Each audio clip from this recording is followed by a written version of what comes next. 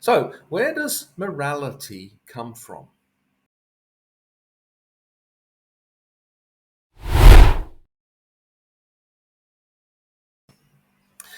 The question of ethics has occupied the minds of philosophers and theologians for thousands of years.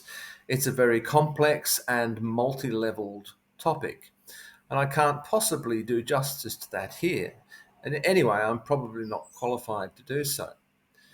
But in some respects, the origins of morality are not so difficult to understand. Consider, for example, something like hunting, say hunting a buffalo.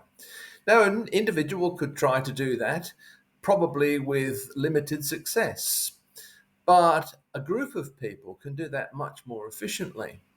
And once you have a group cooperating together on a task, then you need rules in place to organize that event, not least of which is perhaps determining a leader who needs to make certain decisions at certain times. And so immediately you have the question of, well, what qualities do we want in a leader? How do we choose a leader? But not only are there rules in terms of organizing the hunt itself, there also need to be rules determining what we do with the prize once we've achieved it. How do you divide the spoils?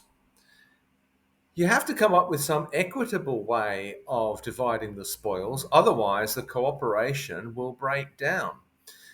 An individual hunting the buffalo may have limited success, but at least they keep the whole prize. On the other hand, a group that hunt the buffalo are going to have much higher rate of success, but they have to divide the spoils. So immediately questions of equality and fairness arise. So, as soon as you have a group of people cooperating, then you begin to see the emergence of these moral and ethical questions. And the more complicated society becomes, then the more complicated the questions become, and the more complicated the rules become. And sometimes these become far too complicated, and we lose sight of the original ethical principles that were meant to be embodied in these rules. And sometimes there's stuff that just doesn't apply anymore, but it lingers on there. And we have many laws ourselves on the books that are no longer relevant at all, but they stay there. They're a bit like dead code in a program. Whenever you're developing a computer program and improving upon it over time, there are always chunks of dead code that no longer do anything. They're not hindering the program in any way, except perhaps by taking up unnecessary memory space and perhaps slowing it down. So it's good to get rid of them from time to time.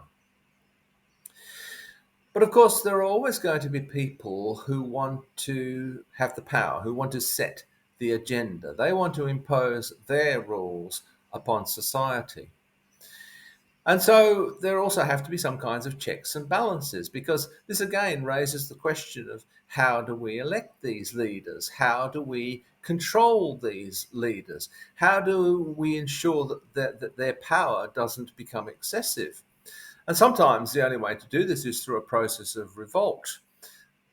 It's all a question then of who makes the decisions and how are those people chosen and what qualities do we look for. And there have to be societal norms or values that are agreed upon. There's also the issue of society's benefit, how society benefits from cooperation, and individual freedom. What's the balance between sacrificing individual freedom for the greater good? And that's an ongoing debate. And we see a tug of war that takes place over time, with sometimes swinging too far in one direction and sometimes too far in the other. Something else that often happens is that the person who is seeking to impose their values and laws upon society tries to legitimize these laws by appealing to some external authority, giving their values an external validation, whether it's an appeal to tradition or more often an appeal to an external authority, a divine being or a revealed scripture. And we ought to always be suspicious of these things. Now, this is just one small part of ethics. It's really about how ethics and morality develops along with society. How once you begin to cooperate, well, you need something to guide and sustain that cooperation so that society continues to benefit from it. Of course, there are always problems along the way, and we'll always have to try and deal with those. But there's a whole other area of morality that I can't really consider here, and that's individual morality. How does our individual morality develop and our individual sense of right and wrong? I think sometimes we surrender that to an external authority. We don't always want to be making ethical decisions about everything we do. We simply decide my ethical decision is to decide to obey the law, for example.